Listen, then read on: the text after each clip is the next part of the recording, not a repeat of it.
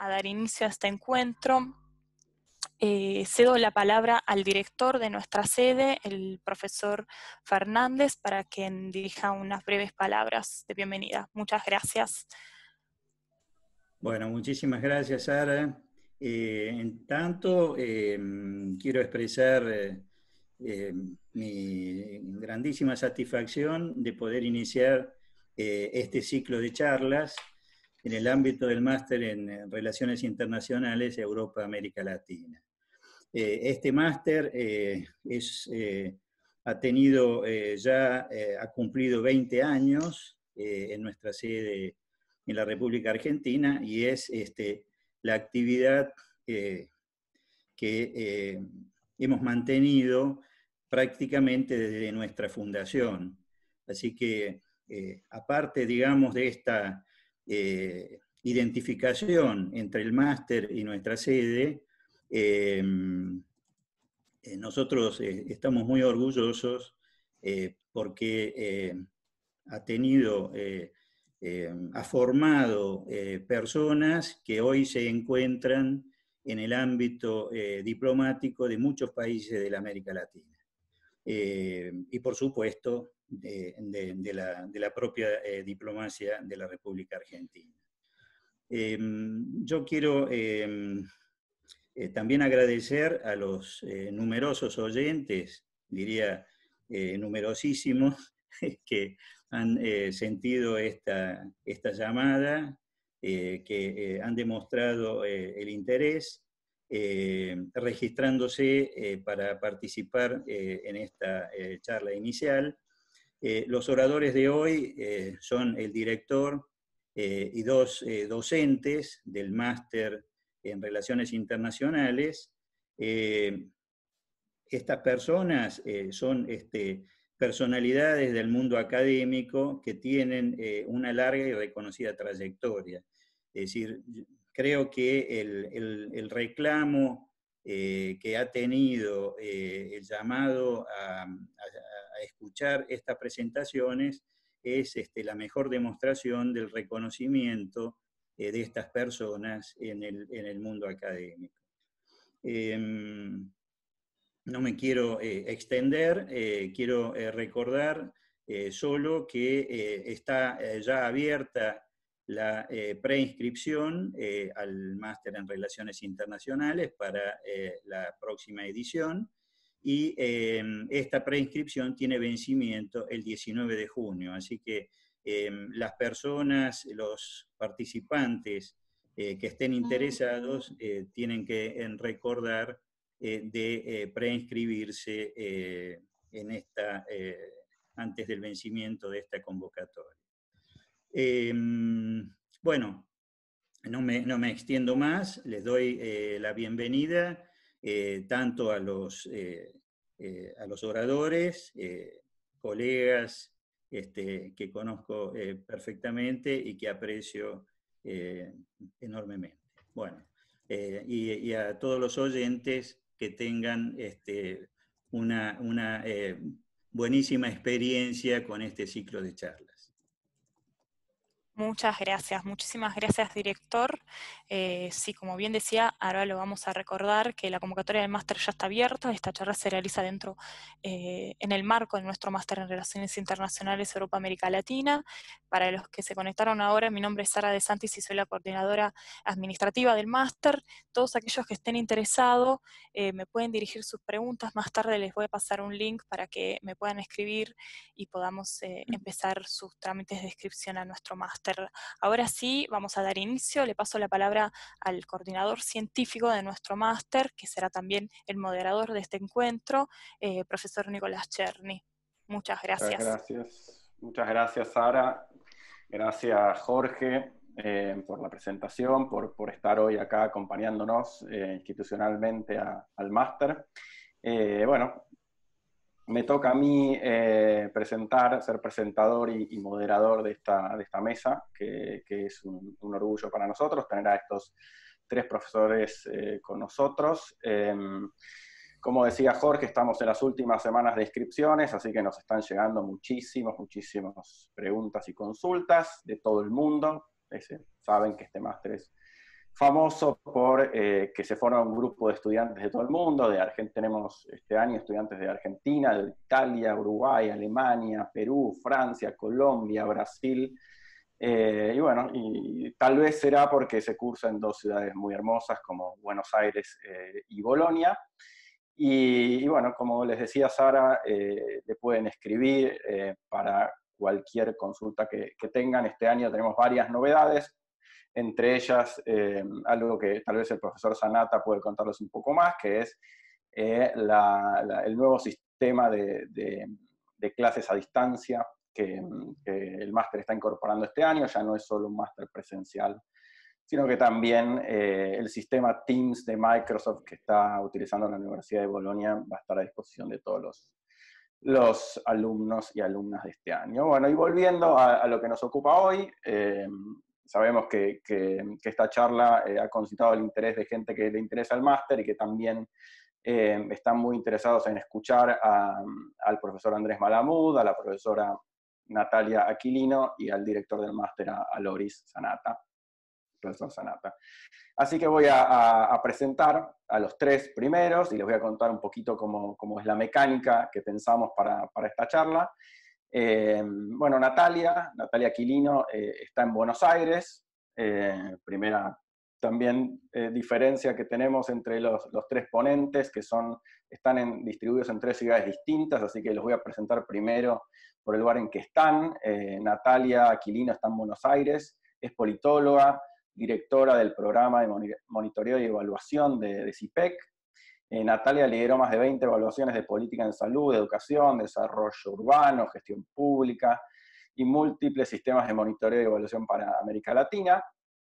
Gracias, Natalia, por estar con nosotros. Andrés Malamud está en Lisboa, es politólogo e investigador principal del Instituto de Ciencias Sociales de la Universidad de Lisboa. Gracias, Andrés, por estar con nosotros. Y finalmente, nuestro tercer orador en la lista que tenemos de oradores es el profesor Loris Sanata, que está en Bolonia, y es profesor de Historia de América Latina y es director del Máster en Relaciones Internacionales Europa-América Latina. Bueno, presentados nuestros tres expositores de hoy, les cuento cómo es la mecánica. La mecánica es que primero vamos a tener presentaciones, exposiciones de cada uno de ellos, en ese orden que los mencioné. Primero Aquilino, la profesora Aquilino, después el profesor Malamud y finalmente el profesor Sanata. Vamos a tener tres presentaciones y después yo como moderador me voy a tomar voy a hacer unas primeras preguntas a cada uno para que ellos las respondan, y finalmente vamos luego de esa segunda ronda de exposiciones, vamos a tener las preguntas del público que, como les comunicó hace un ratito Sara, las pueden empezar a hacer en este mismo momento, o pueden esperar también a escuchar a los expositores, que sería tal vez lo más razonable, y hacer preguntas en base a las exposiciones que ellos van haciendo, y nosotros esperamos poder decir la mayor cantidad, pasarles a los expositores la mayor cantidad de preguntas posibles. Así que, bueno, muchísimas gracias de vuelta, bienvenidos, y le paso la palabra a Natalia Aquilino, que va a ser nuestra primera expositora. Muchas gracias, Nico. Buenas tardes a todos, por buenas tardes aquí en Buenos Aires, a todas. Muchas gracias a la Universidad de Bolonia, a sus directivos por la invitación a participar de esta charla. En lo personal, más que una académica, soy una trabajadora de la ciencia política, así que me honra muchísimo estar con Andrés, con Loris en esto, que tienen muchos más pergaminos que yo. En la Universidad de Bolonia, en el máster, doy una materia específica, que es la de evaluación de programas en general. Damos una mirada muy global, con las visiones de los organismos internacionales, con los desafíos que esto implica para los maestrandos, y cómo entender a la evaluación en el contexto global internacional. Así que la verdad es que nos divertimos mucho, pasamos muy bien, aprendemos un montón sobre organismos internacionales, y para mí es un enorme placer todos los años compartir con tanta gente tan talentosa que se acerca al máster. Hoy el título me parece sumamente desafiante, me parece que es crítico y que es clave para todos los que estamos aquí presentes y para los futuros maestrandos, pensar o discutir el orden internacional después de la pandemia. Me parece que es un tema sumamente pertinente. Y yo quisiera tomarme un ratito, no mucho, porque no me gusta hablar largo, para contarles desde la óptica, desde el paradigma de la evaluación, cómo estamos viendo la pandemia y cómo afecta esto a algunos de los ejes centrales que dan cuenta de la práctica de la evaluación. Básicamente lo que vemos es que la pandemia, esta crisis global que es sanitaria, pero que también es social y es económica, pone en tensión las capacidades de todos los estados. Hay estados que ustedes habrán visto que reaccionaron muy bien, muy rápido, con efectividad, y otros estados, por ahí más vinculados a nuestra realidad latinoamericana, que tuvieron respuestas disímiles, algunas con mucha capacidad, otras no tanto, y esto deja en evidencia algo que es bastante leído y que uno puede reconocer en la literatura, que es la heterogeneidad de las capacidades de los estados, pero que cuando aparece una crisis uno lo ve con mucha más, si se quiere, con mucho más subrayado, con una manera con mucho más énfasis. Esta crisis sanitaria, económica y social, como les decía recién, también lo que nos hace pensar es en el grado de confianza que tenemos en la robustez, en la solidez de las instituciones, ¿no? Y esto nos lleva a un tema que es muy importante desde el paradigma de la evaluación, que tiene que ver con la producción de información confiable. Creemos que la pandemia también, de alguna manera, puso en cuestión cuán confiable era la información que estábamos produciendo, tanto a nivel de los estados como de los privados, para dar respuesta y para poder reaccionar rápidamente ante esta situación. Incluso esta puede ser una reflexión que le llegue hasta la ciencia, ¿no? Por eso decimos que hay por lo menos 4 tensiones que son las que a mí me gustaría compartir con ustedes hoy, seguramente hay más, pero para disparar algunas ideas y algunas preguntas. La primera parecería ser una tensión entre datos y política. Nosotros decíamos al principio de la pandemia, en la institución en la que trabajo, repitiéndolo casi como un mantra, que solo sabemos que no sabemos nada. Y esto ha sido evidente en todos estos meses en los que estamos inmersos ahora de manera global, porque las respuestas que fueron dando los distintos estados no siguen una línea de razonamiento, no son una única respuesta, se basan en una diversidad de entendimientos. Quizás uno de los ejemplos más notorios, y que probablemente ustedes conozcan, son las marchas y contramarchas del Reino Unido para responder a la pandemia. Ahí uno puede ver cosas que vemos mucho en el máster, que son la cantidad de paradigmas que se intersectan a la hora de proponer una respuesta de política pública basada en evidencia. No toda la evidencia es igual, no estamos seguros de cuál evidencia es la que funciona y cuál es la que no, y esto quedó bastante claro si se quiere, en esta primera etapa de pandemia. Ahí lo que pensamos es que más que nunca es necesario evaluar. Es necesario tener instituciones que puedan producir información rigurosa sobre los resultados de sus políticas, y es necesario también que esta información sea conocida y utilizada por los tomadores de decisión para poder influir en los programas y poder diseñar programas públicos que sean mucho más robustos y que tengan el grado de efectividad con el cual nosotros quisiéramos ver el rol del Estado. La segunda tensión, que es una tensión clásica, que no la inventamos nosotros y que nos precede en el tiempo, sobre todo a los politólogos, es la vieja tensión entre el científico y el político, ¿no? Y ahí hay como 2 grandes ritmos o 2 grandes velocidades de capacidades, y también como 2 grandes velocidades de discusiones, de debates y de uso de la evidencia. Por un lado, hay una tensión que tiene que ver con la inmediatez con que la política quiere responder y necesita responder mostrando resultados concretos a la contención de la crisis.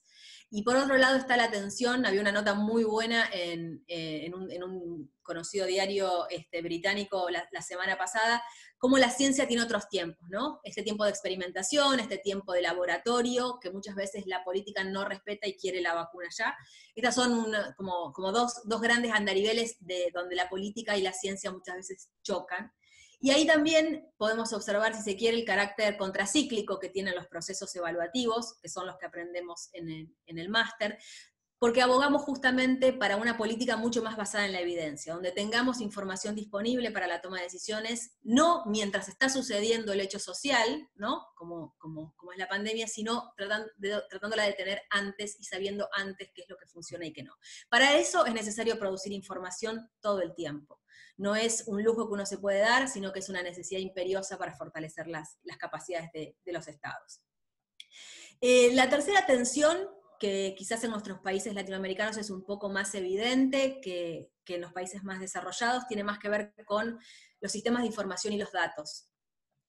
Cuando uno no tiene buenos sistemas de información, muchas veces no puede tomar buenas decisiones porque se basa mucho más en su intuición como político, en su experiencia como tomador de decisión, y no tanto en cuáles aquellos datos robustos que nos ayudan a tomar decisiones. Yo siempre le digo a los alumnos que el cerebro humano no tiene poder computacional. Entonces nosotros no podemos barajar todas las alternativas posibles y necesitamos confiar en evidencia mucho más sustentada y más rigurosa para poder tomar algunas de las decisiones que hoy además son mucho más complejas y demás.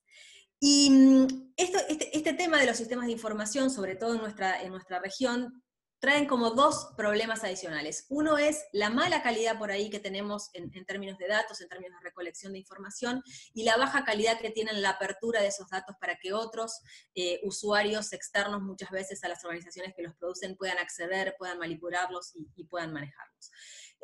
Con lo cual, es un tema para definir, y es un tema que quedó absolutamente explícito en la pandemia, y que quizás antes sabíamos que teníamos este problema, pero no estaba tan evidenciado. Y la cuarta tensión que aparece, que también lo abordamos con los alumnos en general en los temas de evaluación, tiene más que ver con esta idea de implementación versus evaluación. Y que muchas veces también se le agrega otro tercer componente, que es el de la planificación. Es decir, ¿qué hacemos en momentos como el actual? ¿Nos dedicamos a responder a la pandemia, nos dedicamos a implementar, o por otro lado nos dedicamos a evaluar y pensar y recolectar datos acerca de lo que está pasando, como para poder tenerlos en el futuro? Y esto es fundamental para aprender a contar con estrategias globales, con estrategias integrales que nos permitan recolectar la información todo el tiempo, no solo en algunos momentos críticos, sino que podamos tener una construcción de políticas mucho más inteligentes, que es una palabra que me gusta usar más que nunca. Además, y ya para finalizar, y escucharlos con mucho gusto a Andrés y a Loris, esta es la Semana Global de la Evaluación, se está celebrando en todo el mundo con distintos eventos, con lo cual es muy apropiado estar conversando también con ustedes esto hoy. Y sin embargo, es también quizás la disciplina o la función estratégica menos desarrollada y más rezagada cuando uno piensa en las funciones, por ejemplo, de planificación o de implementación. Así que los alentamos a pensar, a entender mejor estos temas, a cuestionarlos también, porque son, sin lugar a dudas, sumamente necesarios. Y para cerrar, algo que nos haga reflexionar o que nos deje pensando sobre esta idea de la información, los datos y la evidencia, una vieja frase que se le atribuye a Keynes, no doy fe porque soy más joven, así que no sé si la dijo, pero leemos que Keynes decía que no hay nada peor que un político bien informado, porque esto hace mucho más difícil la toma de decisiones. Natalia, muchas gracias. Pasamos a escuchar ahora a Andrés Malamud. Andrés, todo tuyo. Gracias, Nico. Gracias, Nati, por lo anterior. Y voy a estructurar esta breve presentación en 5 preguntas, si les parece, porque de esa manera ordenamos lo que viene después. La primera pregunta para el mundo que viene es: ¿va a haber guerra entre China y Estados Unidos? La segunda pregunta, que a Loris le debe interesar particularmente, es: ¿se va a disolver la Unión Europea? La tercera pregunta, cruzando el Atlántico: ¿va a haber integración en América Latina? La cuarta pregunta, la democracia, ¿va a morir? Y la quinta pregunta es: ¿y Argentina qué? Voy a tratar de responder cada una en 2 minutos. O mejor dicho, voy a ofrecer respuestas. Voy a tratar de no aceptar, de no adoptar ninguna para mí. Primero, guerra entre China y Estados Unidos. Todos habrán escuchado la trampa de Tucídides. Es el primer historiador el que define el miedo que generó en Esparta el ascenso de Atenas, y cómo eso llevó a una guerra que definió la transición de poder o el congelamiento de esa transición. La gran pregunta es si la transición de poder entre un Estados Unidos que declina y una China que emerge se va a procesar pacíficamente o bélicamente. ¿Y qué es lo que dice Graham Allison, que es el que más estudia esta cuestión? Tiene una base de datos de 16 transiciones hegemónicas, donde se ve que 12 de ellas se produjeron o se procesaron a través de una guerra hegemónica, y 4 fueron pacíficas. Quiere decir que en principio tenemos un 25% de probabilidad de que esta transición se procese o se detenga sin guerra. Y en realidad la probabilidad es mucho más alta, porque habiendo bombas nucleares no hay en general, no hubo hasta ahora, guerras entre superpotencias. Así que esto es algo muy importante para el mundo que viene, y sin embargo, hay mucha incertidumbre más allá de que no haya guerra. Aún si no hay guerra entre China y Estados Unidos, el mundo puede tornarse un desastre. Y se puede tornar un desastre si no hay un acuerdo entre estos dos para definir en común, de común acuerdo, algunas normas de gobernanza global. Una de ellas tiene que ver con la tecnología y el desarrollo del G5. Segunda cuestión. ¿Qué va a pasar con la Unión Europea? Nosotros sabemos que hay 4 grandes actores geopolíticos, que son aquellos que tienen capacidad de crecimiento y de daño, de aportar a la economía global o de romperla, o de romper eventualmente un vecino. Además de China y los Estados Unidos, está Rusia, que es un exportador de petróleo con armas nucleares, y la Unión Europea, que toda junta tiene una economía que es todavía mayor que la de los Estados Unidos o la de China. Ahora, ¿está toda junta? ¿Tiene sentido que los contemos juntos como se cuentan a veces, cuando no les conviene contarse de a uno? Por ejemplo, por ocupar un lugar permanente en el Consejo de Seguridad de las Naciones Unidas. La Unión Europea enfrenta 4 grandes amenazas, desafíos, riesgos, crisis.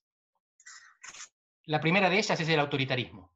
Lo pueden llamar de otra manera, antes se llamaba euroescepticismo, algunos lo llaman populismo. En realidad son estados que se están volviendo autoritarios, o partidos autoritarios que podrían ganar elecciones. El primer caso es Hungría, primera vez en la historia que un miembro de la Unión Europea se torna no democrático. La segunda crisis es la salida. Este año es la primera vez en la historia que un Estado miembro se va de la Unión Europea. Ya hubo salidas, pero no de Estados miembros. Sale Argelia cuando se independiza, sale Groenlandia a través de un plebiscito, pero es la primera vez que un Estado que firma para entrar, firma para salir. Y el problema es si esto genera un efecto dominó, que por ahora fue contenido muy efectivamente. Pero en el futuro no sabemos. Ya se vio que se puede salir y por ahora el que salió no se murió. Tercero, la crisis de los refugiados. Varios millones de Siria que ya entraron y otros que esperan en la frontera. Varios africanos. Y contener la inmigración o la ola de refugiados depende no solamente de una política eficiente de la Unión Europea, interna, sino de una política eficiente para coimear o sobornar autoritarismos que están del lado de afuera de la frontera y les evitan a esas personas que se tomen una balsa y lleguen. O les controlan la frontera, como es el caso de Turquía. Es decir, que esta crisis puede ser muy grave si los refugiados entran, y es muy grave si los refugiados no entran, porque tiene un costo moral que la Unión Europea está pagando, y es violar los derechos humanos por interpósita persona, por interpósito país. Y finalmente, la que para mí es la crisis más grave, que es la crisis del euro. El euro es un mecanismo de integración monetaria que por ahora no incluye la integración fiscal. Y no hay casos exitosos de integración parcial. O se integra la fiscalidad, la recaudación y el gasto se decide a nivel europeo, aunque sea en parte, o se desintegra la moneda. Y como no hay procesos pacíficos, estables de desintegración de la moneda, la expectativa es que si eso pasa, haya una Argentina 2001 con escala planetaria. Nada de esto es obligación que pase. Puede no salir ningún país más, puede no tornarse autoritario ningún país más, puede contenerse la inmigración porque de repente en África subsahariana y en Siria empiezan a tener paz y dejan de matarse y de morirse de hambre. Y el euro puede resolverse con esta mutualización de la deuda o con una centralización de la fiscalidad. No es necesario que la Unión Europea se desintegre, pero la tendencia hacia la que marcha es la desintegración. Por eso la decisión que se toma hace 2 semanas entre Alemania y Francia es un reconocimiento de que tienen que hacer algo para parar la desintegración. Y está bien que tomen conciencia, y está bien que lo admitan, y está bien que lo hagan. No es suficiente, tienen que seguir pedaleando, porque la bicicleta que para, se cae. Tercera pregunta. ¿América Latina se va a integrar? Esta respuesta es mucho más fácil que las anteriores. Voy a tratar de evitar el spoiler.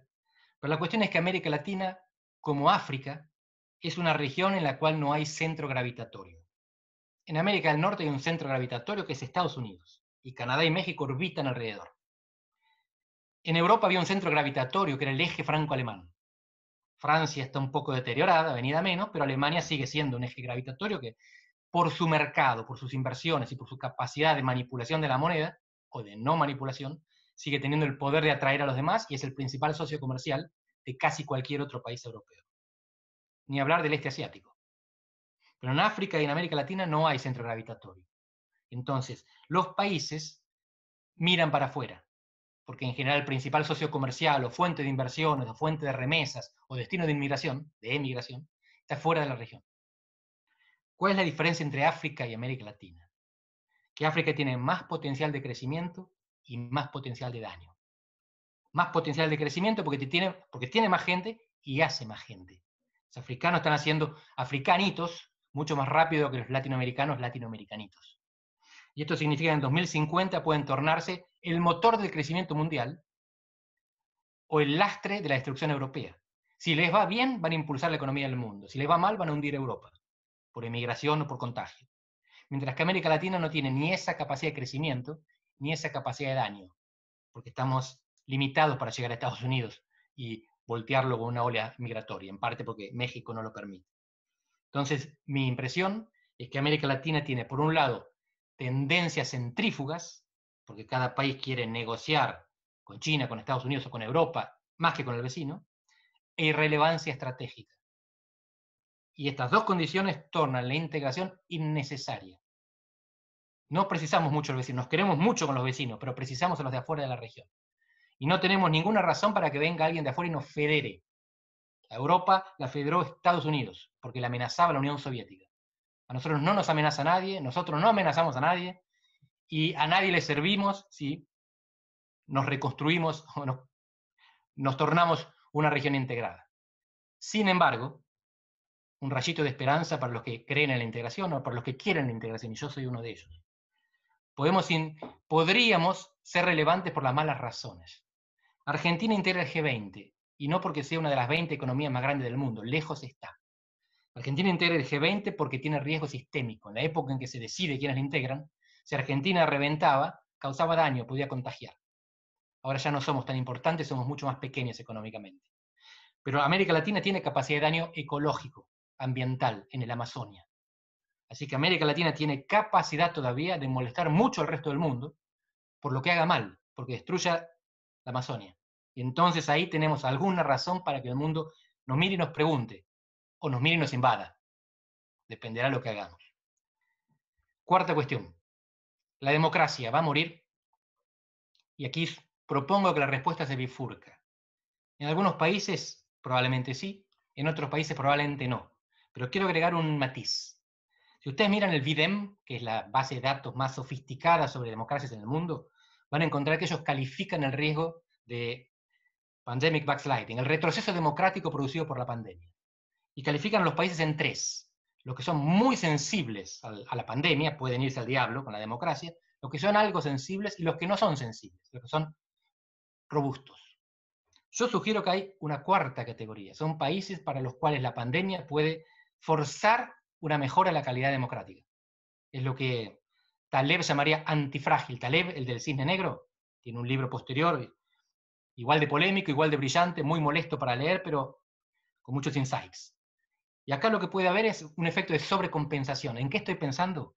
En Brasil y en los Estados Unidos, donde había presidentes que estaban derivando de manera autoritaria, derivas autoritarias en presidentes electos, que es como las democracias mueran actualmente, por dentro y de a poco, en vez de por fuera y de golpe. Y esos presidentes de repente encuentran resistencia al poder. En vez de concentrar el poder, alguien lo enfrenta, muchos lo enfrentan, gobernadores, militares, jueces, legisladores y ciudadanos. Ciudadanos con cacerolas en Brasil, ciudadanos en las calles en los Estados Unidos. Entonces mi idea es, todo es posible, algunas democracias morirán, otras seguirán como están, otras pueden robustecerse. En el mediano plazo es viable, es pensable, es posible que alguna democracia quede mejor de lo que estaba, porque la emergencia llevó a demostrar la incompetencia del que manda. Y si el que manda estaba derivando hacia el autoritarismo, recibirá un castigo. Último punto. ¿Y Argentina qué? Y acá también hay dos maneras de entender cómo nos va a pegar la pandemia. Una es mal, y es correcta. A todo el mundo le va a pegar mal. Nadie va a salir en términos absolutos mejor que antes. Todos vamos a perder algo. Pero algunos pueden perder menos que otros, y algunos pueden perder más. Argentina, en principio, enfrenta la pandemia más frágil que el resto del mundo, porque carecía de moneda, carecía de crédito, carecía de reservas.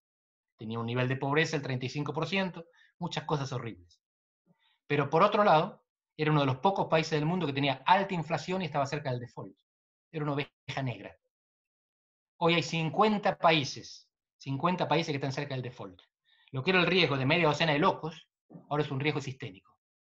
Tiene sentido que el mundo considere la posibilidad del default y de los países sin moneda y de los países con precios raros, porque ahora el problema por ahora no es la inflación, sino la deflación, y proponga una propuesta global. Esto no es necesario que pase, pero hoy es posible. Hace 6 meses no lo era. Y la otra cosita interesante para Argentina es que sigue siendo un país que produce algo que siempre la humanidad necesitará: comida. La puede producir a granel o la puede producir delicatessen, pero el hecho es que hoy es mejor producir, refinar, agregar valor y exportar comida que minerales, incluso petróleo. Así que hoy Argentina, en el mundo que viene, con la chance que tiene de desarrollar la bioeconomía, la infoeconomía, quizás no esté tan mal como habríamos pensado 3 meses atrás. Quizás sí, no lo sabemos, pero hoy hay ventanitas abiertas que antes no titilaban. Lo dejo por acá porque vinimos todos a escuchar a Loris. Muchas gracias. Muchas gracias, Andrés. Loris Sanata, director del Máster en Relaciones Internacionales, la palabra es toda de usted. Bueno, muchas gracias, Nicolás, y te agradezco a vos y le agradezco a Sara por el trabajo que se han tomado y por el gran éxito que han tenido. La verdad, espectacular. Yo veo que las charlas a distancia están logrando un éxito. No sé si volveremos nunca a la presencia, me pregunto, porque la verdad que ¿quién hubiera reunido tantas personas, ¿no? en presencia? ¿A dónde? ¿Dónde? No, así que, bueno, espectacular. Y bueno, agradezco a Natalia, por supuesto, y a Andrés, que no nos conocemos personalmente, pero por lo menos nos vemos la cara de una vez, y es un enorme placer escucharlo. Yo conozco sus trabajos y les agradezco mucho su participación en la maestría. La verdad es un lujo para nosotros y esperamos seguir con vuestra colaboración. Yo por mi parte, la verdad, en 10 minutos no voy a decir nada genial, no diría nada genial ni siquiera en 40 minutos, pero por lo menos en 10 minutos tengo la excusa para no decirlo.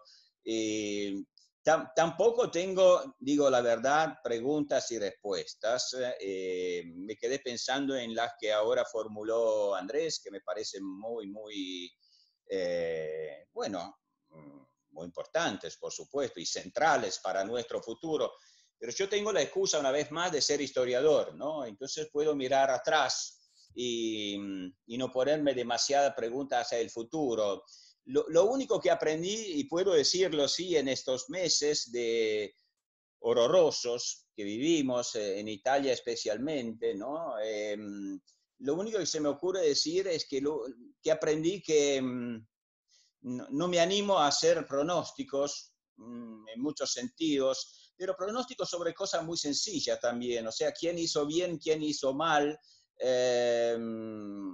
Yo creo que la verdad, la evaluación de cómo los diferentes países, los diferentes sistemas países enfrentaron la pandemia, bueno, se verá con el tiempo. Y no sé, podremos tener muchas sorpresas. Capaz que al final veremos que países que pensábamos que habían hecho mal, lo habían hecho mejor que otros. No sé, estamos realmente en un plan muy, no sé, muy resbaladizo, como se dice, ¿no? Entonces mi consideración va por la historia, ¿no? Va por la historia y más bien va dirigida a expresar una preocupación que yo tengo, y estoy perfectamente consciente que mi preocupación a lo mejor es el deseo de muchos otros, ¿eh? Así que, bueno, es normal que sea así siempre. Mi preocupación viene del interrogarme, como suele hacer un historiador, uso una fórmula provocadora, sobre el espíritu de nuestros tiempos. Es una fórmula hegeliana, ¿no? Yo no creo que existan espíritus de los tiempos. Soy muy anti-hegeliano en ese sentido. Pero claro que una pandemia obliga un poco a todos, quien más explícitamente y quien menos explícitamente, de forma más implícita, a medirse con una especie de filosofía de la historia, ¿no? O sea, ¿qué época estamos viviendo? ¿Qué significa esto? Y bueno, los historiadores ya sé cómo será la historia. Los historiadores del futuro, eso sí que es un pronóstico que puedo hacerlo, porque un poco de metodología de la historia la conozco. Los historiadores del futuro comenzarán con decir que la pandemia fue un corte histórico, dirán algunos, y otros dirán que no. Y después otros historiadores, de aquí a un siglo o a 2 siglos, dirán, bueno, sí, pero los cambios de la pandemia ya habían comenzado antes. Y es así, porque la historia es un continuum. Y entonces la consideración que yo hago sobre el espíritu de los tiempos vinculada con la pandemia es una consideración más amplia, porque el espíritu de los tiempos que yo vinculo con la pandemia, o sea, cómo estamos viviendo la pandemia, qué pensamos de la pandemia, cómo pensamos que la pandemia puede cambiar nuestra vida y nuestro futuro, bueno, se relaciona también con muchos otros temas de nuestro presente.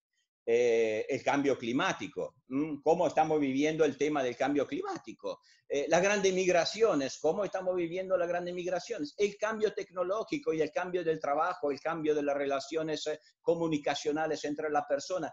Son todos temas epocales de gran envergadura que están cambiando nuestra vida y entonces yo veo que la pandemia, no muy diferentemente de los otros temas que también son epocales, es como una especie de termómetro que nos dice sobre, bueno, cuál podría ser el espíritu de los tiempos. Repitiendo que no creo que haya un espíritu de los tiempos, que cada tiempo tiene fuerzas encontradas, ¿no? Líneas históricas que están en tensión, en dialéctica entre ellas. Bueno, a mí el espíritu de los tiempos que me gusta es el espíritu de Natalia, por ejemplo, ¿no? O sea, evaluar con datos, buscando datos donde existen, y el tema de los datos ya lo vimos, es tan delicado. Cualquiera que abra un diario a la mañana, hagan el ejercicio y vea los datos de sobre la pandemia y su difusión en el mundo, publicado en cualquier diario del mundo. Bueno, es de carcajadas, ¿no? O sea, hay datos que son totalmente, algunos verosímiles y otros que están totalmente de fantasía. Razonar sobre esos datos es prácticamente imposible. Pero mi idea es que, bueno, me gusta pensar que, bueno, la pandemia puede ser un ejercicio de racionalidad, de mejorar políticas públicas, de aprender de los errores.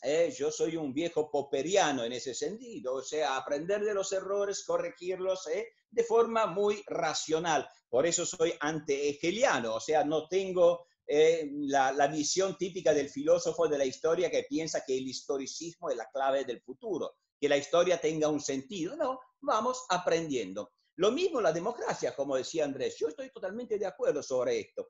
No sé qué va a pasar con la democracia, se las ha dado por muerta muchas veces, pero creo que hay democracias que probablemente salgan fortalecidas y hay democracias que probablemente salgan vaciadas o por lo menos debilitadas. Es un desafío y como todos los desafíos no sabemos antes cuáles serán los resultados.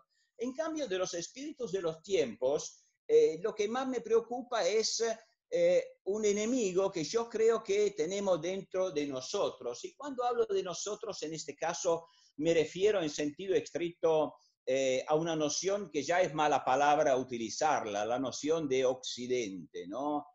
Conocerán ya hizo tanto discutir el libro de Michael Kimmage, The Abandon of the West, que es una idea que, bueno, podríamos estar acá charlando durante mucho tiempo, pero yo rescato valores de esa idea del Occidente, que me parece que es muy relevante para entender el espíritu de los tiempos y el peligro que yo creo que la pandemia nos hace correr a todos. Yo cuando pienso en el espíritu del Occidente, en sentido bueno, en sentido positivo, claro que hubo también mucho de malo y de negativo en la parábola de Occidente, pero pienso en un equilibrio entre el Estado y la sociedad, ¿no? El sendero estricto del que hablan Acemoglu y Robinson, o sea, un equilibrio que permite también el equilibrio entre el individuo y la comunidad, entre la política y la ideología, o la moral, si queremos decir así, y que finalmente es un equilibrio entre la pluralidad y la unanimidad, y es el que fue, yo creo, también el fundamento básico de lo que hoy está tan en crisis y que también muchos dan por muerto y sepultado, o sea, el orden internacional de tipo liberal, basado en acuerdos multilaterales, etcétera, etcétera. Bueno, ¿cuál es ese enemigo nuestro que tenemos adentro? Bueno, es un mito que, bueno, que pertenece a nuestra civilización, a nuestra historia desde siempre, y que a veces nosotros nos olvidamos de nuestra historia, nos olvidamos que este mito siempre existió. O sea que yo veo que hay muchas reacciones a la pandemia que no van por el lado de la racionalidad de la política pública, del aprendizaje de los errores o de la reacción de la sociedad frente a gobiernos incapaces. No, hay relatos de tipo milenaristas, yo diría, ¿no? O sea que expresan una cadena de culpa de una civilización que por lo tanto necesita la expiación necesita una redención y la redención promete la tierra prometida. Esa cadena me preocupa mucho y forma parte de nuestra cultura, también es muy occidental. Si ustedes se acuerdan, las 1300 páginas de Spengler después de la Primera Guerra Mundial, año 1918, y la nueva edición del 22, no sé cuántos habrán leído estas 1300 páginas, era un profesor de secundario que se volvió uno de los más influyentes filósofos de la historia. La decadencia de Occidente, ¿no? La idea de que las civilizaciones son organismos, que tienen un alma, que tienen una identidad, y que por lo tanto son eso que yo antes decía que no forma parte de mi visión del mundo, o sea, de una visión historicista de la historia que tiene una finalidad. Bueno, era una forma de autocrítica casi suicida del mundo occidental. Si vamos atrás, bueno, nadie se acuerda de esto, pero si uno lee las confesiones de Jean-Jacques Rousseau, que no casualmente es el padre intelectual de todo, yo diría, llamámosla la democracia illiberal contemporánea, para no usar la palabra populismo que es demasiado ambigua, la democracia illiberal. Bueno, Rousseau tuvo una iluminación, él lo decía, y preveía un disgusto para la civilización moderna. El hombre, decía, llegará a tener tanto disgusto para la civilización moderna que terminará para rogar a Dios que le devuelva la ignorancia, la inocencia, la pobreza. Bueno, nosotros estamos asistiendo a muchas lecturas de la pandemia de ese tipo. Estamos castigados por Dios, por la naturaleza, por nosotros mismos, por nuestra osadía de haber desafiado a Dios o la naturaleza, y estamos castigados. ¿Y el mito cuál es? Bueno, el mito lo encontramos hasta, no sé, en un filósofo humanista del Renacimiento, como Michel de Montaigne.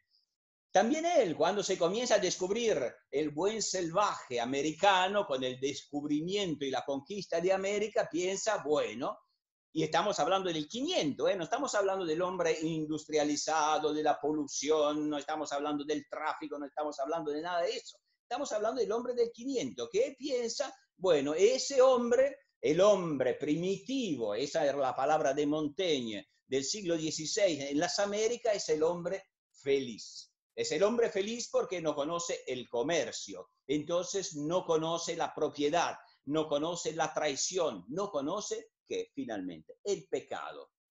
Bueno, ese es el relato que a mí me interesa cuando pienso al futuro, o sea, una visión del futuro que pueda volver a rescatar ese mito, ese complejo, yo casi lo diría, el complejo de la modernización que nosotros tenemos. La modernización, yo creo, como la historia, no es ni bien ni mal. Hay que aprender de los errores, a evaluarla y a mejorarla. Ojo con los relatos apocalípticos, es mi opinión. Bueno, gracias nada más. Muchas gracias, Loris. Y bueno, mientras ustedes, los asistentes, que son muchos, los participantes, que les agradecemos por estar todos, nos van enviando preguntas y nosotros las vamos recopilando. Tengo, mientras tanto, 3 preguntitas, una para Natalia Aquilino, otra para Andrés Malamud y otra para Loris Sanata. La pregunta para Natalia es, vos mencionaste 4 tensiones, ¿no? Respecto sobre todo de las los problemas que están teniendo los estados que suelen tener los estados en los procesos de evaluación y de gestión de datos, de implementación, de evaluación. Si nos podrías dar, Natalia, algún ejemplo que puedas identificar en los últimos meses en la pandemia, ¿no? Que ha habido muchísimos casos. Vos creo que mencionaste el de Gran Bretaña, pero tal vez tenés algún otro, no sé, acaba de pasar, no sé si ayer o anteayer, que Chile cambió su manera de contar, no sé si los contagios o los muertos, o sea, y esto va pasando muchísimo, y lo digo como un ejemplo que ya es casi un recurso permanente que escuchamos de cómo se van contabilizando los diferentes datos de la pandemia, que son los más visibles, ¿no? Tal vez en la prensa, pero digo, hay muchos que por ahí no los vemos y son todavía mucho más relevantes. Esa es la pregunta para Natalia. Si quieren hago las tres ahora y ya la van pensando Andrés y Loris también. Para Andrés, también algo de lo que ya habló Andrés, pero tal vez es una pregunta que cruza a todas, pero creo que era tu cuarta pregunta. ¿En qué medida la pandemia, vos mencionaste los casos de Estados Unidos y de Brasil, que son como los casos en que los liderazgos y los problemas ahí son más visibles, ¿no? ¿En qué medida puede fortalecer la democracia, ¿no? Vos mencionaste Brasil y Estados Unidos, tal vez podemos pensar en otros menos visibles o si podés ahondar un poquito más en ellos. Y para Loris, que nos habló de estos problemas, de los regresos a las esencias de los tiempos, ¿cómo puedes conectar, cómo puedes relacionar esto con la evolución posible del orden internacional o del sistema internacional, ¿no? ¿Cómo crees que esto puede impactar tal vez también en las democracias, pero algo de esto hablaste, sino si te podés referir un poquito a cómo ves el sistema internacional respecto a eso? Bueno, Natalia, empezamos por ahí. Gracias, Nico. Un gusto escucharlos, y la verdad me parece que son temas súper complementarios. En términos de ejemplos, creo que el ejemplo para mí más paradigmático, porque fue quizás el que primero empezó, es el de Gran Bretaña, donde la respuesta a la pandemia tuvo que ver con un paradigma estricto de análisis, que es el de las ciencias del comportamiento, y ahí recuperar quizás algo que decía Loris, ¿no? Esa extrema confianza en el positivismo y en una serie de métodos que parecían haber dado respuesta a cómo manejar y gestionar esa crisis en el contexto de la salida del Brexit y en todo lo que habló Andrés, casi como una superpotencia que tiene la respuesta.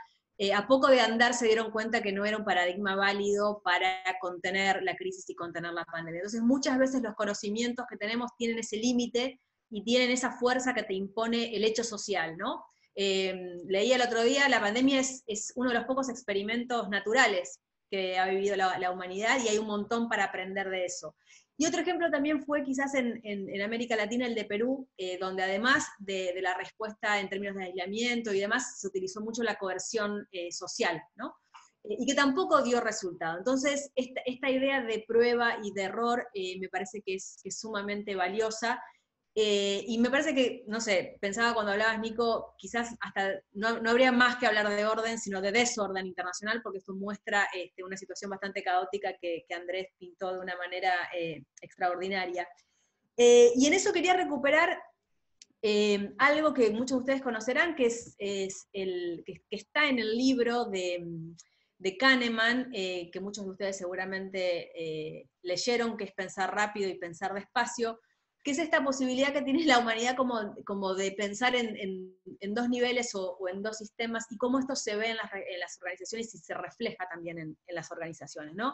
Ese sistema 1, que era de pensamiento más rápido, automático, frecuente, muy emocional, muy estereotipado, muy subconsciente, que Loris lo describió muy bien, como quizás el más vinculado a lo religioso y al entendimiento mágico del mundo, y un sistema 2, era lo que decía Kahneman por lo menos, mucho más lento, donde se requiere esfuerzo, donde hay lógica, hay cálculo consciente, que es al que queremos nosotros que las organizaciones apelen y por el que abogamos para que tengan un entendimiento muchísimo más racional. Con lo cual me parece que el mundo todavía está trabajando en esas dos velocidades y están conviviendo todo el tiempo y no se resuelve a favor de una o de la otra. Y lo último que quiero mencionar, porque me parece también relevante para esta conversación, muy inspirada por lo que dijo Andrés, es la gran falta de coordinación que se manifiesta en este desorden internacional y en la que también los organismos internacionales son sujetos de esa descoordinación y de esa desorganización que estamos viendo en la respuesta que dan, en cómo se articulan, en lo tarde que llegaron algunos organismos especializados en salud a dar respuesta, porque quizás no se han podido adaptar a estos tiempos. Así que, nada, en términos de ejemplo, gracias Nico por la pregunta, sería eso. Bueno, gracias Natalia. Vamos con el profesor Andrés Malamud. Andrés. No encontraba el microfonito. Gracias, Nico. ¿Cuál es el principio por el que pienso que quizás la pandemia favorezca a algunas democracias en vez de solo dañar o dejar inmunes? Todo lo que no me mata me deja vivo, pero nosotros sabemos que el dicho no es así. Todo lo que no me mata me hace más fuerte. El principio por el cual algunas democracias pueden mejorar, hay una palabra que se utiliza en inglés, backsliding, sería el retroceso, democracias que van patinando para atrás hasta que se convierten en autocracias o autoritarismos. Acá esto lo que haría es generar efectos de compensación, la sobrecompensación, pero yo diría que hay básicamente 3 mecanismos por los cuales el daño puede generar beneficio. Y si a ustedes les parece raro esto de daño que genere beneficio, piensen en las vacunas, que cumplen justamente esa función. Las vacunas son virus o bacterias inertes o inactivas, que lo que hacen es producir una respuesta por parte del cuerpo y generar anticuerpos.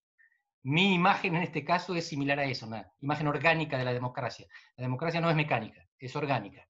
Es un bicho que se adapta, no es necesariamente teleológico, y va a veces sobreviviendo, a veces cayendo, y las democracias más aptas siguen adelante. En este caso la sobrecompensación es un mecanismo. Aplasta mucho la democracia, salta el resorte. ¿Quiénes son los que saltan? Los actores internos que mencioné. La opinión pública, los militares en Estados Unidos, los jueces en Brasil, los ministros en ambos casos. Bolsonaro perdió 3 ministros.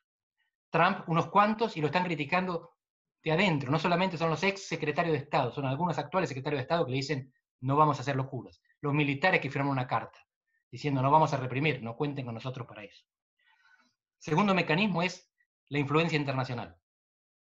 Los países del mundo se horrorizan ante ciertas respuestas y por lo tanto miran, generan bochorno, generan condiciones por las cuales dentro del país donde antes se aceptaban ciertas conductas ya no se aceptan, porque se dan cuenta que afuera no hay apoyo para eso, que no estaban locos los que pensaban que su presidente estaba loco, que capaz que el presidente estaba medio loco. No quiero minimizar, yo no pienso ni que Trump ni que Bolsonaro estén locos, o si están locos, son locos con sistema. No es eso, son personas que tienen objetivos bastante claros y tienen estrategias bastante efectivas para conseguirlos, pero hacen cosas que a veces desaprobamos. Y el tercer mecanismo es muy simple. La pandemia pone en evidencia la incompetencia. Lo que antes no era tan claro, ahora queda en evidencia. Para los que no son seguidores, sabemos que hay cámaras de eco, hay personas que solo ratifican sus creencias preexistentes. Los sesgos cognitivos, el sesgo de confirmación, lo que hace es que nosotros seleccionemos la evidencia que favorece lo que ya pensábamos. Esto no va a cambiar. Hay un 25-30% que sigue bancando a Bolsonaro, aunque tome este medicamento que por un rato estuvo afuera de, no entremos en detalles técnicos, estuvo fuera de recomendación de la OMS y ahora vuelve porque hubo una especie de fraude científico en las mejores revistas científicas. Esto es algo que Natalia hablaba antes de las políticas basadas en la evidencia. ¿Qué evidencia? La evidencia con la que contamos es un poquito flexible en algunos aspectos y a veces queremos creer y creemos en cosas que no deberíamos. En el caso de Trump, algo por el estilo. Finalmente nos damos cuenta de que mandar a tomar la bandina puede no funcionar. O puede no funcionar para matar el bicho, puede matar gente. Y esto, Trump no hubiera mandado a la gente a tomar la bandina si no era por la pandemia. Entonces esto desnuda la incompetencia, genera sobrecompensación como un resorte, cuando lo apretamos salta más alto que la posición anterior, y además genera efectos de audiencia internacional que tienen repercusión doméstica. Estos son los 3 elementos que me hacen pensar que si la pandemia no mata a la democracia, la puede hacer más fuerte. Bueno, muchas gracias Andrés. Loris, es tu turno. Profesor Sanata, adelante. Sí, no, muy cortito, no tengo mucho para añadir. Sí, el tema de la democracia comparto en gran medida lo que acaba de decir Andrés, todo pasaremos para época de grandes agitaciones. Yo creo que en estas agitaciones, bueno, espero que tenga razón Andrés, que finalmente el criterio de competencia salga vencedor.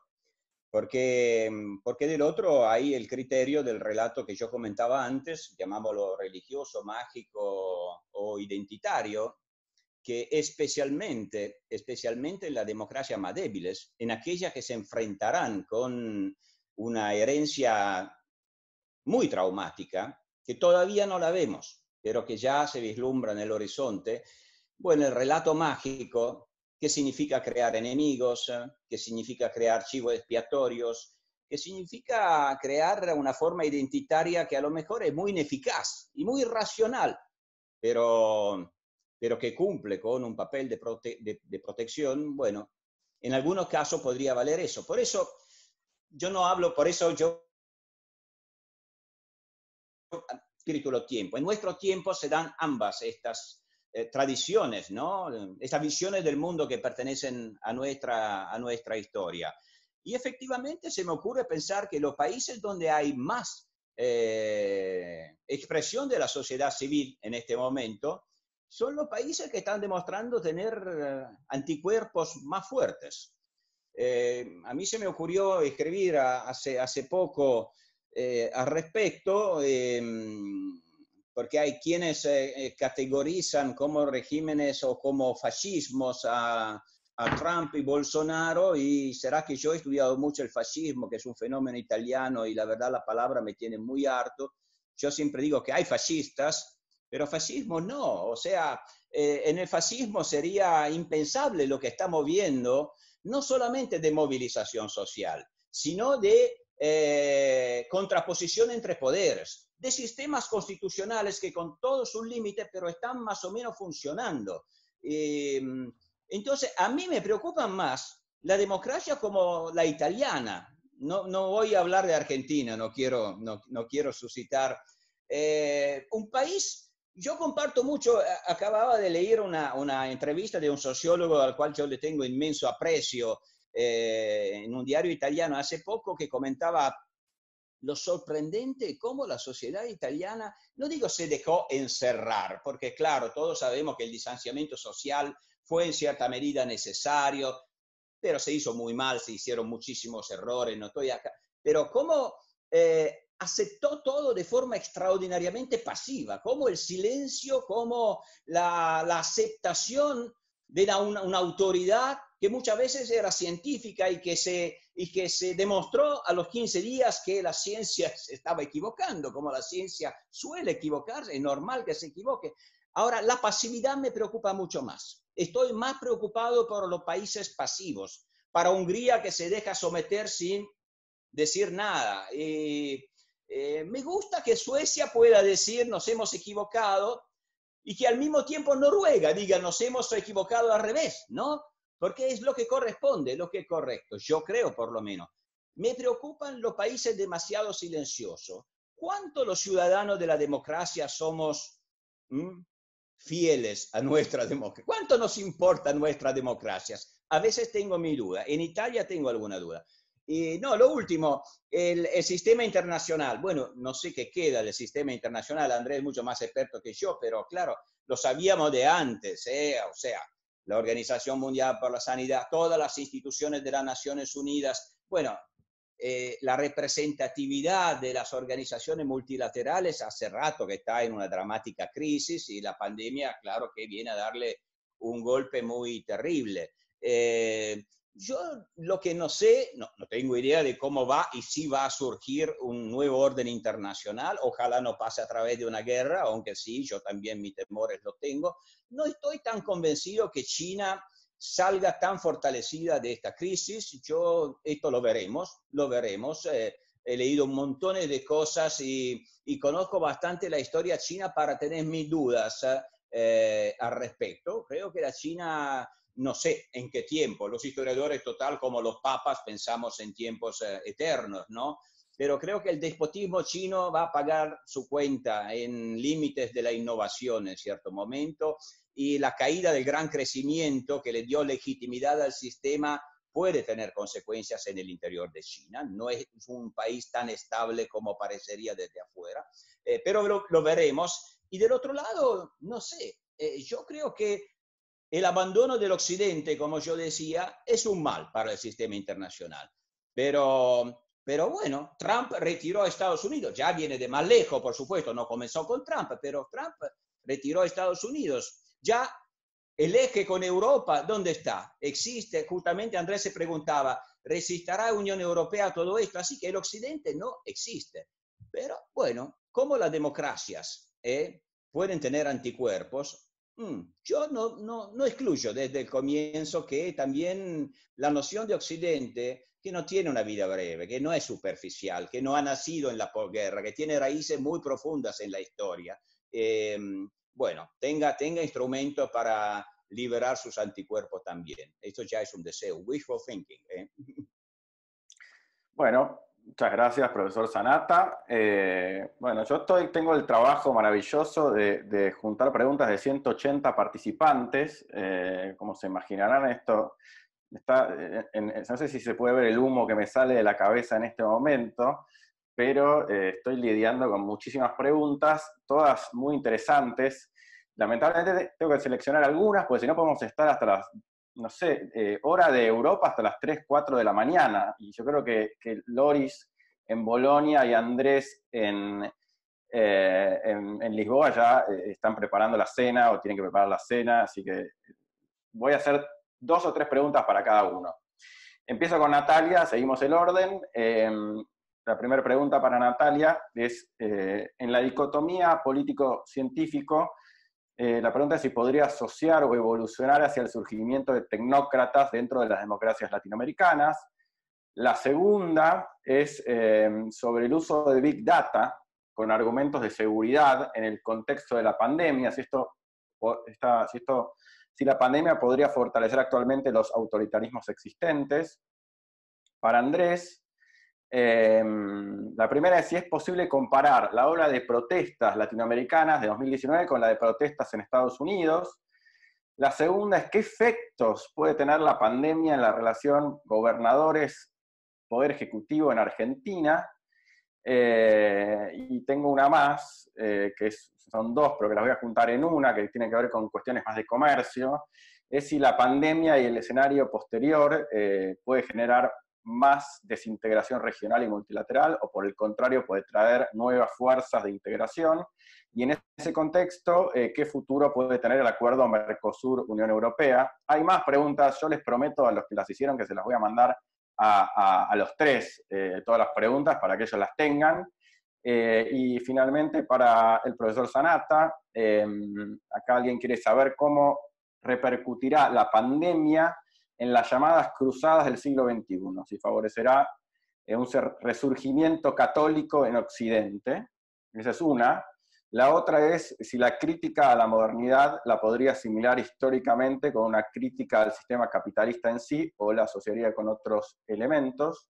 Y una que tal vez por ahí es para todos, ¿no? ¿En qué medida la crisis del coronavirus, del COVID, está resaltando las fragilidades de sistemas alimentarios y de comercio, poniendo también en discusión el modelo neoliberal, ¿no? A la luz de esta situación, si se están también repensando las bases del acuerdo, pueden repensarse las bases del acuerdo Mercosur-Unión Europea. Bueno, hay muchísimas preguntas más, les voy dando tiempo, arrancamos por Natalia, si quieren hacemos el mismo orden, o como ustedes quieran. Natalia, adelante. Gracias, Nico. Sí, bastante amplios los temas, muy breve. Además quiero decir que estoy viendo exalumnos de la maestría, así que me pone muy contento verlo a Patricio, por ejemplo, un gusto saludarlo. Muy lindo reencontrarnos. Creo que sí, que efectivamente siempre este tipo de cambios casi de paradigma van a implicar algún tipo de cambio, profundización, fortalecimiento de las tecnocracias. Creo que eso deja nuevas capas instaladas y cuestiona a las viejas. Me parece que eso es un ejercicio que es muy, muy interesante. Sin embargo, yo soy un poco más pesimista que Andrés en la capacidad que tenga esta crisis para fortalecer la democracia.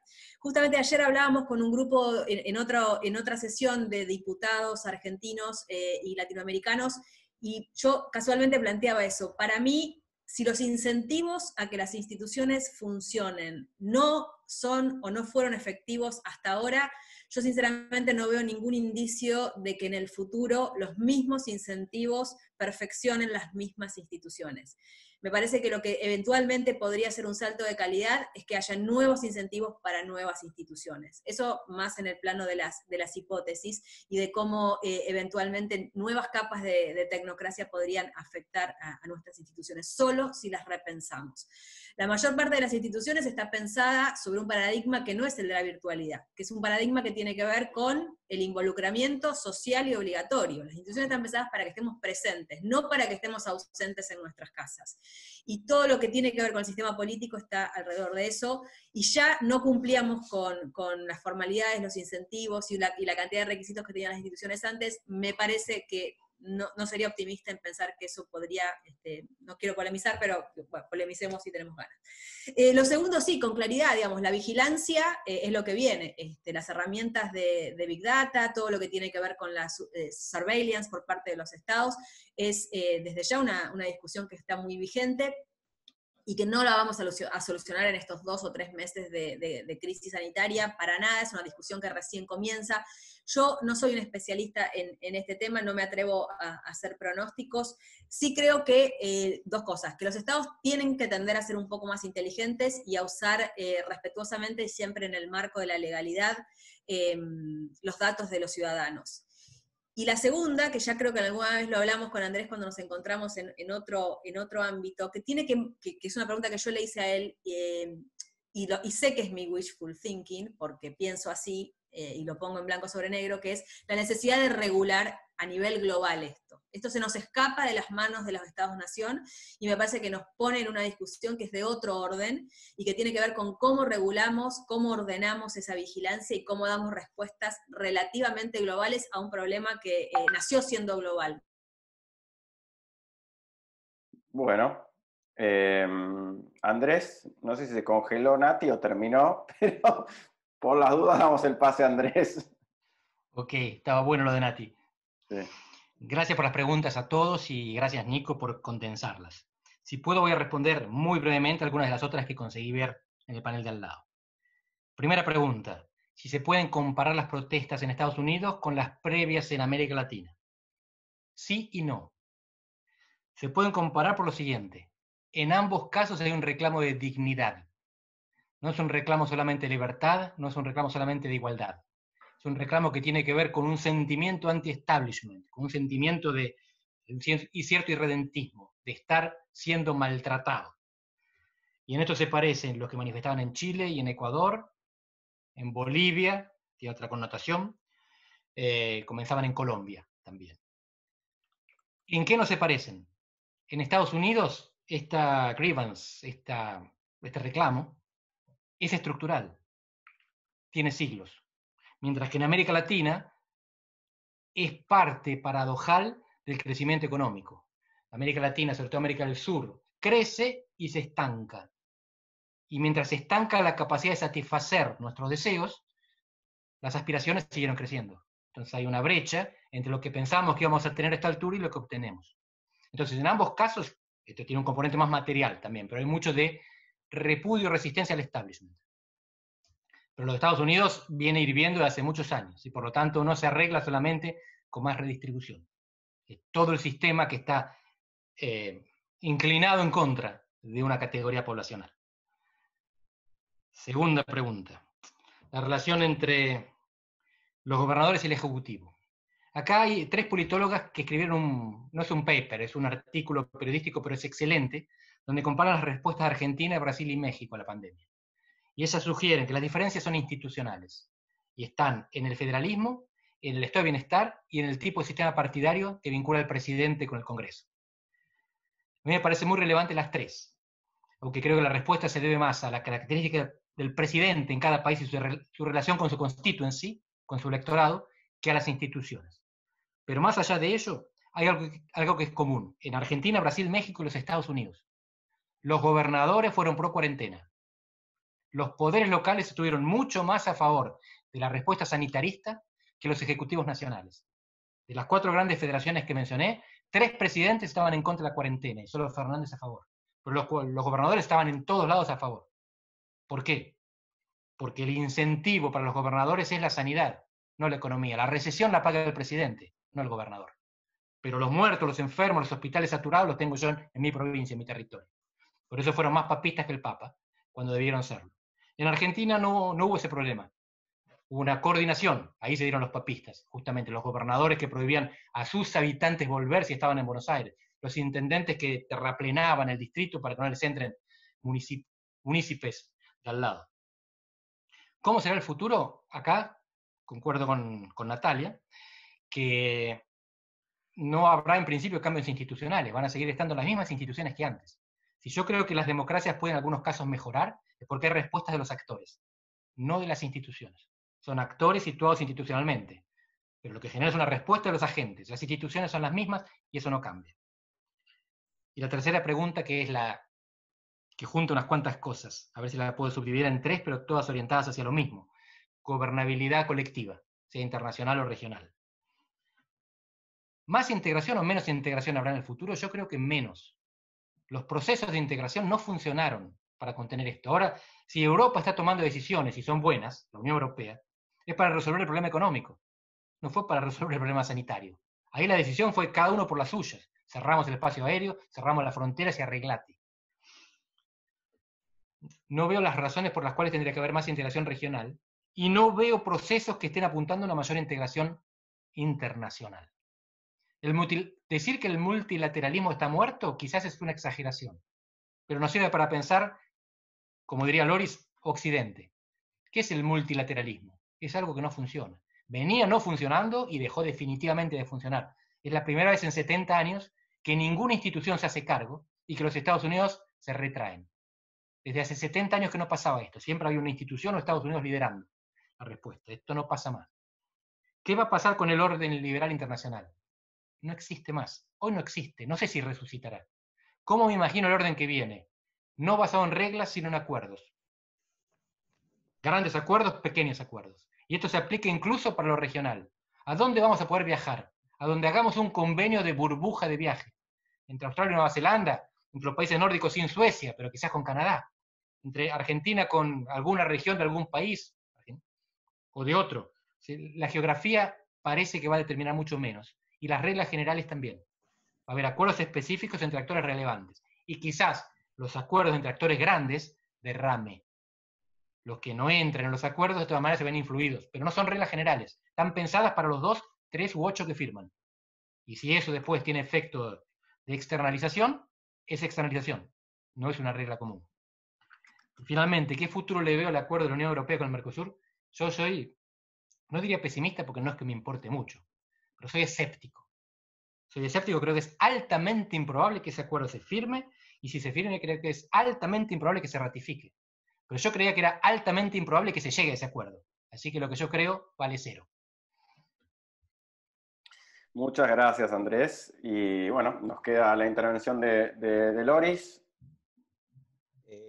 Sí, muchas gracias, Nico, por el esfuerzo también, por la pregunta que han llegado. Y sí, se habló de papistas y entonces me toca hablar a mí porque cuando se habla de papa... no, pero déjame decir una cosa. Yo estoy de acuerdo con Andrés de que no creo que cambien las instituciones, no creo que nuestra democracia cambie en instituciones. Claro, después cambiará su manera de funcionar, pero eso ya está funcionando, ya tenemos democracia de alta intensidad y democracia de muy baja intensidad. Claro que la pandemia va a afectarla mucho y la diferencia se notará mucho más, creo.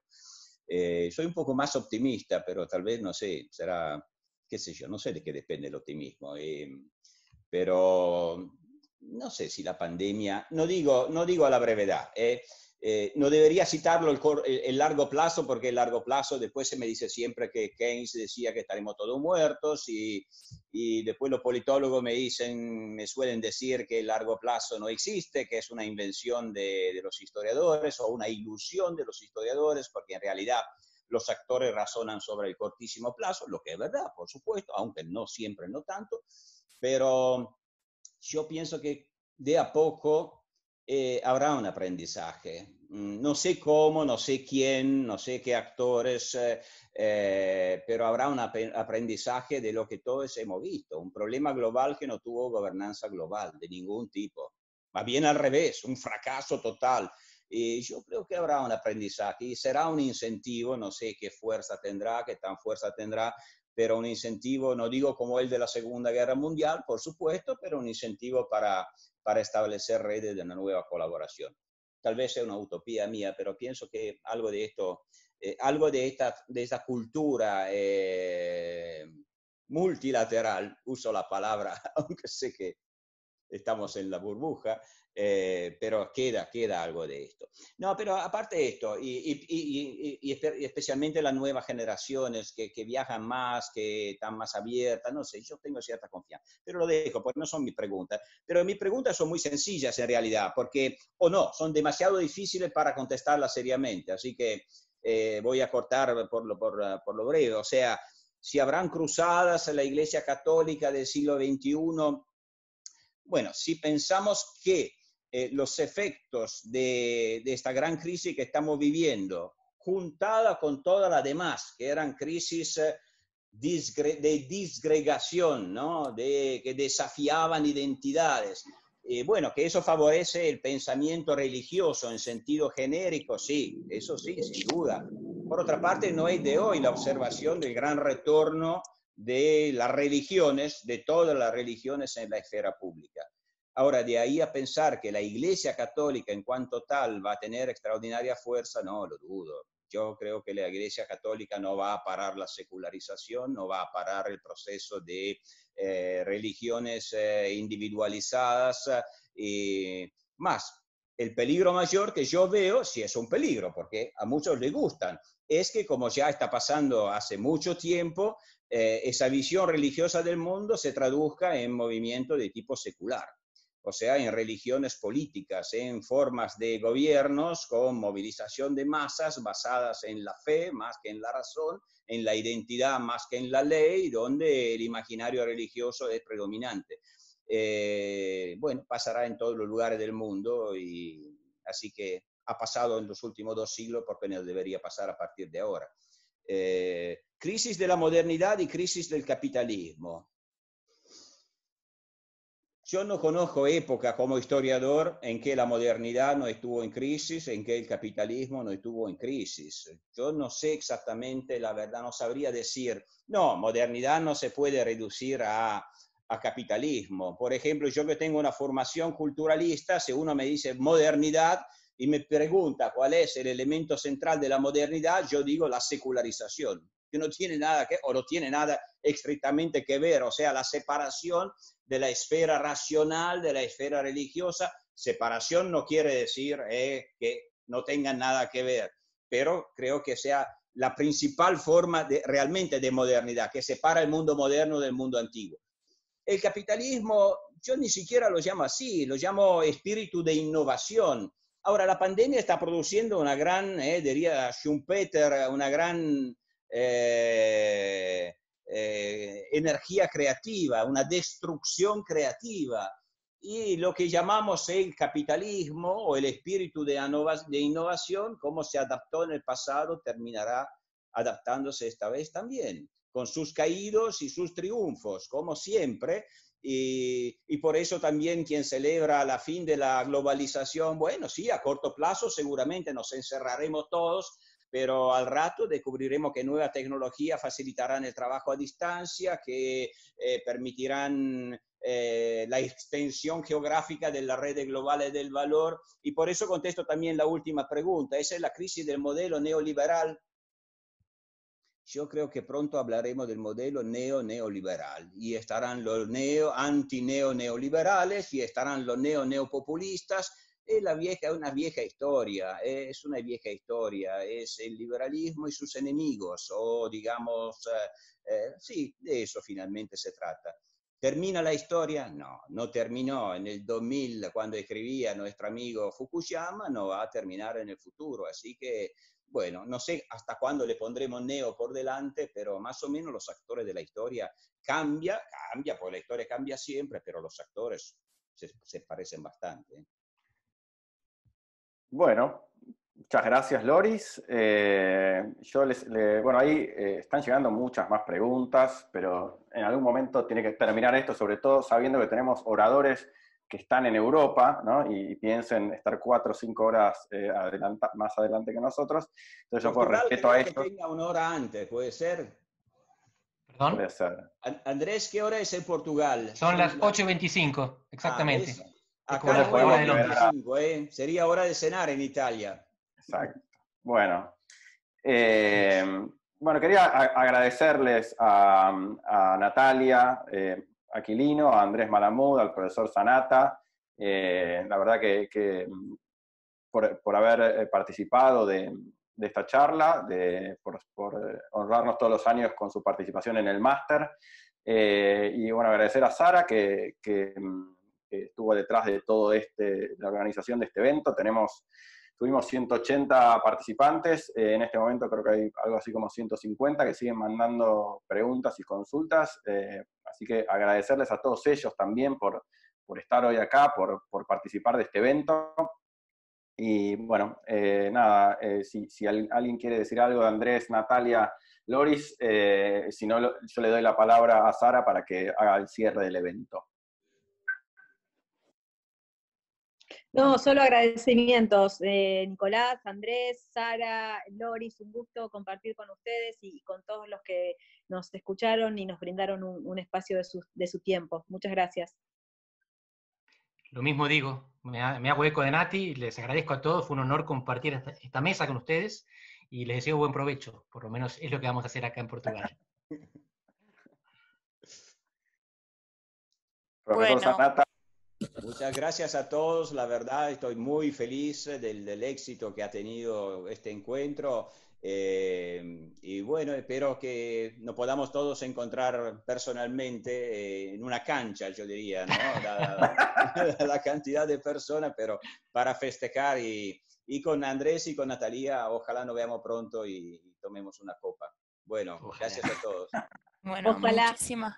Muchísimas gracias a todos, a nuestro moderador, Nicolás Cherny, a los expositores. La verdad, muchas gracias a todos los que participaron. Estamos muy contentos. Y nuevamente les quería reiterar, más tarde les voy a enviar un mail por si quieren más información acerca de nuestro máster. Se pueden contactar conmigo. Ahora estamos en nuestras casas, así que a mi celular, que lo tenemos derivado del teléfono de la oficina del celular, realmente no hay problema que se contacten conmigo. Y bueno, nuevamente muchas gracias también a quien nos auspicia hoy, que es la Sociedad Argentina de Análisis Público, de Análisis Político, que siempre nos acompaña. Gracias a Martín D'Alessandro. A Martín D'Alessandro, muchas gracias. Un cariño, Martín. Y nuevamente también en los próximos días, agradezco también a Katy de nuestro equipo técnico que estará realizando una pequeña edición al video de hoy. Les estaré enviando el link también por si lo quieren ver, si lo quieren compartir. Así que eso, muchas gracias, buenas noches, buenas tardes, según donde estén.